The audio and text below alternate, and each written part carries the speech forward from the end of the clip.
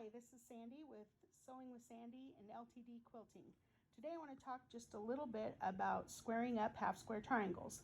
Now, we all know that method of cutting two squares, a background and whatever your fabric color is, and then drawing the line down the middle and then sewing 1/4 of an inch on either side. So we get this unit without sewing on the bias. Then cutting down the center and you come up with these two half square triangles. Now, the way that a lot of people square them up is to go ahead and open them up and press toward the dark and then use your square ruler to square it up. However, I have found that two particular rulers are much more helpful to me and save a little bit of time.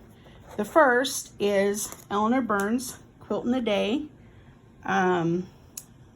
See if I can get this so you can see it.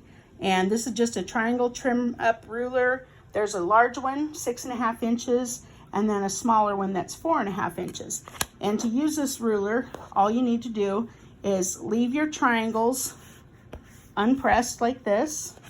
Take your ruler, and with Eleanor's ruler, you want to find, sorry about that glare, you want to find the line on the ruler that's going to be the size you want the triangle when you square it. So not the finished size, but the size that you want it to be unfinished.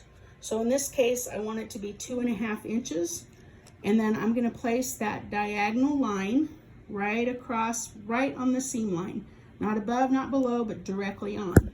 Then I'm gonna take my rotary cutter and I'm gonna trim this side and this side, and I have got a sliver trim. I can take my little unit to the iron and press it, and it's the perfect right size. You have to trim off the dog ears. So with just 2 cuts of the ruler, I've got all 4 sides trimmed rather than the traditional method of the 45-degree line on a square ruler, trimming 2 sides and then turning it, trimming the other 2 sides. Now, you may, if you don't have Eleanor's triangle trim up ruler, you may have one of, or both of Doug Lico's folded corners ruler. And that ruler will do the same exact thing. Now I have the small one here. He has the large and the small.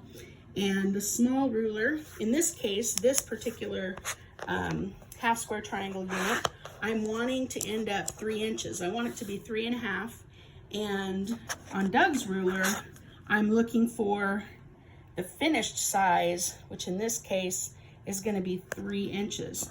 So I'm going to put that, do the same technique, put that 3-inch line right on my seam line, making sure that it's all the way across and making sure that it's on the fabric and centered pretty much on both sides. I just want to trim just a teeny bit off both sides just to make sure. And then I'm going to go ahead and take my rotary cutter and I'm going to do the same thing. Trim along this side, trim along this side, and I'm just going to get little slivers of confetti like I have here from some of the ones I've already trimmed off, and it's ready to go. So in this case, I'll open it up and press it, and it's going to be 3.5 inches unfinished, but on Doug's ruler, remember we were using the 3-inch line because he's using the finished size. Eleanor's ruler, she uses the unfinished size. So I would highly recommend that you do not use both rulers in the same project, or you may end up with a problem. So I hope that's helpful to you. It will save you a lot of time when you have to trim up multiple half square triangles and you're only trimming 2 sides instead of trimming 4 every time. Thanks. We'll see you next time.